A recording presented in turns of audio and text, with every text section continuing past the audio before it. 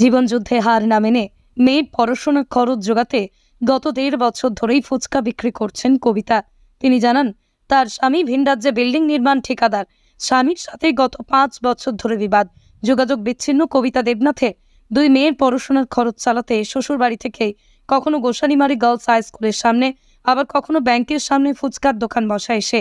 সারাদিনের মরিচে ঝলসানো হাতের স্পর্শে, কঠোর পরিশ্রমে 2টি সন্তানের মুখে হাসি ফোটাতে চায় কবিতা দেবনাথ।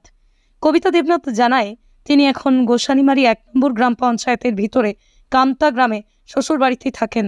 তার স্বপ্ন এখন 2 মেয়েকে উচ্চশিক্ষিত করে তোলা। তার বড় মেয়ে 8ম শ্রেণীতে, ছোট মেয়ে 2য় শ্রেণীতে পড়াশোনা করছে। ফুচকার দোকানে দৈনিক 300 টাকা উপার্জনে 2 মেয়ে পড়াশোনা খরচ সংসার চালান কবিতা। তবে কি কারণে স্বামীর সাথে মনোমালিন্য, এ বিষয়ে মন্তব্য করতে চাননি কবিতা দেবনাথ। কিন্তু যে যাই বলুক, তিনি বেঁচে থাকেন লড়াই করে, এক কঠিন চ্যালেঞ্জের মুখোমুখি যুদ্ধ করে লড়াই করে বেঁচে থাকছেন। কবিতার মতো মেয়েদের লড়াইটায় নামই হয়তো মাতৃত্ব। আসুন আমরা বিস্তারিত শুনব কবিতা দেবনাথের মুখ থেকে। দিদি, কি নাম আপনার? কবিতা দেবনাথ। আপনি একজন মহিলা মানুষ হয়ে এই ফুচকার দোকান করছেন, এর কারণ কি? এর কারণ হলো, আমার 2টো মেয়ে আছে। বড় মেয়ে আছে, ছোটো মেয়ে। বড় মেয়ে ক্লাস 8-এ পড়ে, ওর বয়স 13 বছর। ছোটো মেয়ের বয়স 7 বছর, ক্লাস 2-এ পড়ে। আবার আমাদের খুব একটা শোচনীয় পরিস্থিতি, খুব কঠিন পরিস্থিতি। এর মতো অবস্থায় করতে বাধ্য হয়েছি, কারণ আমার হাতে কোনো কাজ ছিল না। আমার স্বামী আমাকে আচমকা মাঝপথে ছেড়ে চলে গেছে। আচ্ছা, আপনার পরিবারে কে কে আছে? আমার শ্বশুর আছে, শাশুড়ি আছে, স্বামী আছে। আচ্ছা, স্বামী কোথায় থাকেন? উনি কি করেন?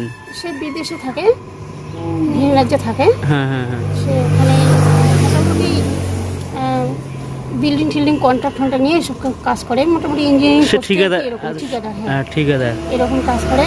এবং এখানকার আমাদের ফুলবাড়ি গ্রাম থেকে শাসক দলের পঞ্চায়েতও হয়েছে। আচ্ছা, কিন্তু তারপরেও আপনি এই ফুচকার দোকান করছেন? কি করব, আমাদেরকে না দেখলে না দিলে মোটামুটি 5 থেকে 6 বছর হলো কোনো আমাদের খোঁজ নেয় না। আপনার স্বামীর সাথে একটা বিবাদ চলছে? হ্যাঁ, বিবাদ একটা চলছে। তো আমাদের কোনোভাবে হেল্প করে না, মানে খেতে পড়তে দেয় না বাচ্চাগুলোকে। তো কি করব, এই মতো অবস্থায় আমি ফুচকা বানাটা শিখলাম।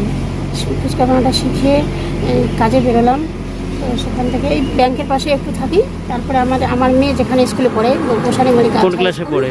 ক্লাস 8-এ পড়ে। তো ম্যাম বলেছে আর একটা মেয়ে বাচ্চা আপনার, ও কোন ক্লাসে পড়ে? ছোট মেয়েটা ক্লাস 2-এ পড়ে। আচ্ছা, আর আপনার বড় মেয়ে ক্লাস 8-এ পড়ে? 8-এ পড়ে, হ্যাঁ। মূলত তাদের পড়াশোনার খরচ জোগাতেই এই ফুচকা দোকান করছেন আপনি? আচ্ছা, কি নাম বললেন আপনার? আমার নাম কবিতা দেবনাথ। বাড়ি গোসানিমারি 1 নম্বর অঞ্চল, ভিতরকান্তা। এই কত করে আয় হয় দিনে এখানে? খরচ বড় যায় কোনোদিন 300, 350, 400 এইভাবে ঠিক। আচ্ছা, আপনার স্বামী আপনাকে এতটা এড়িয়ে চলে, তো সেক্ষেত্রে আপনি কোনো আইনি ব্যবস্থা গ্রহণ করেননি? পুলিশ প্রশাসনকে জানান নাই? এবার দেখো, যখন আমি বাড়িতে আছি, এইভাবে কাজটা শুরু করছি, তখন আমার শ্বশুর শাশুড়ি এবং আমার শ্বশুরবাড়ি পরিবারে হিংসে লেগেছিল। ওরা কী করেছিল, আমাকে তাড়িয়ে দেওয়ার জন্য ছেলের বোন নামে মামলা করেছিল। তখন আমি আদালতে গেলাম, গিয়ে ওখানে বললাম যে এরা আমাকে বাড়ি থেকে বের করে দেওয়ার প্ল্যান করে এই মামলাটা করেছে। আদৌ আমার স্বামী আমাকে দেখে না, ভরণ পোষণ দেয় না। আমার উকিল সহ আমার যেটা আমি করেছি, তখন ওদের কেসটা নাকচ হয়ে গেছে। এখন আমাদের ভরণ পোষণের কেসটা চলছে। সেদিনও দিয়েছিলাম, জানি না কি হবে, তবে আশা রাখছি আমি রায় পাবো। আর দিচ্ছে না, আমাদের কোনো ভরণ পোষণ দিচ্ছে না, তো জানি না কি হবে। কিন্তু হ্যাঁ, ও আসে মাঝে মাঝে বাড়িতে আসে, এবং দিনেটা কোথায় রুম ভাড়া নেয়, ওখানে থাকে। বাড়িতেও আসে, আমাদের দেখা হয়, বাট কোনো কথা হয় না আমাদের, কোনো খোঁজও রাখে না আমাদের।